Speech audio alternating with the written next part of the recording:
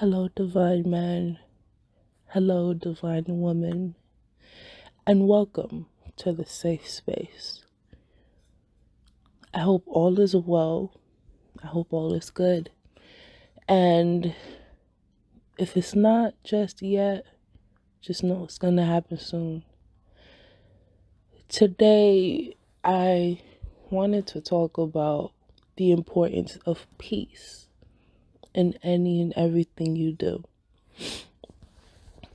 When it comes to peace, that should be the only thing, in addition to, maybe other things. Not really sure what else it would be, probably, of course, happiness and stuff like that. But as far as peace, that should be the only thing that we seek. But outside of happiness and clarity and everything like that, the only thing we should seek is peace. And we should only seek peace inside of us.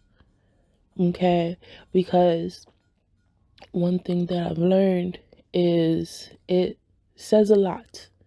It tells you a lot. It shows you a lot. It guides us. Peace guides us every step of the way. Of course, you got to follow I don't want to say follow. Of course, you got to listen to your other moods, but peace is a sure telltale sign of your alignment with your path.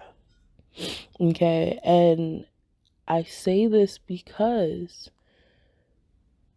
and you may have realized this in your personal life, and maybe not, but most likely you have. When you are in certain circumstances that align with your path, you feel at peace. You know what I'm saying? No questions, no doubts. You're sure of where you're headed. You have no doubt. However, when you are not in alignment with your path, fear comes up, doubt comes up, and I'm not talking about healthy fears or healthy doubts, if there's such a thing. I'm referring to you're not sure of a specific thing or a specific person. Like, do you have the best intention for me? Is this working for me or against me? There's a specific type of fear and doubt, and I'm not sure if there's a name for it, but there's a specific type of fear and doubt that causes us to feel anxious. There we go. You start feeling anxious, you start feeling mad, you start feeling emotions that aren't the best to feel. Whereas when you're on your path and there's probably something that's asking you to get out of your comfort zone, you may be afraid of the results, but deep inside it's something that you need to do. You get what I'm saying? There's a difference. There's a scary type of fear where it causes anxiety, it causes you to feel unsure, but then there's another type that you just know you're doing what you need to do, but it feels uncomfortable. So how does that equate with peace? When you are doing something that scares you, but you are aligned with it, internally there is peace. Okay? You are at peace with whatever it is, and it's something that you gotta do. Regardless of if you've never done it before, you're out of your comfort zone. You just know you gotta do it. Whereas when there's no peace, and you're anxious, or things don't seem to be falling in place right, or you're just like unsure, you have mental conflicts, right? Internal conflicts, internal confusion.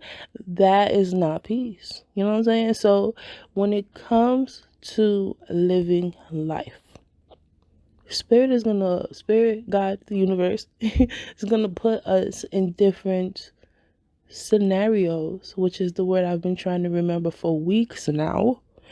You're gonna be put in different scenarios that ask you to elevate, that ask you to grow. You know what I'm saying? And when this happens, it's always important to check how you feel. What I've noticed is there are times where your gut will tell you right away, no, don't do that shit. Don't do that shit. Don't do that shit. But then there's times where your gut, your intuition, your spirit team will tell you to go ahead with something. And when you do that something, depending on its purpose, it may just be there to help you elevate. It may be there to teach you lessons, to help you learn what you may not have learned. And once you learn it, you elevate. Your vibration is higher and alignment is lost. And you have to move forward and leave that specific thing or person behind. And that does not mean that initially you were not aligned. That is not what that means at all.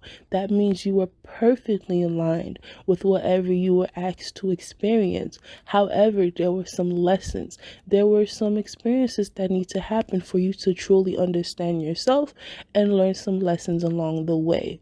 But once you have completed that cycle, it's time to move on. Okay? That's the karmic cycles. I personally have experienced this, and I'm sure many other people can agree, where you go into something feeling like it's the right thing, and then by the end of it, you're like, what the fuck? What? And then that's when a lot of people start doubting themselves, like, damn, I should have never did that, or da da da. But honestly, if you did not do that,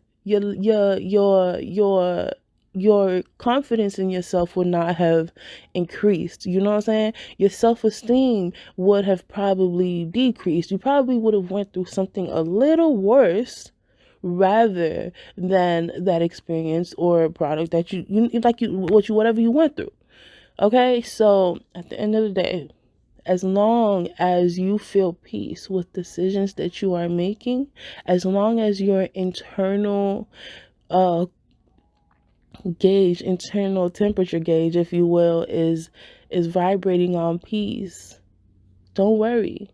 Okay? Even if it's not something permanent, even if it's not something that's gonna last long, just go with what spirit tells you. Follow your gut, you know, and expect that what needs to happen will happen.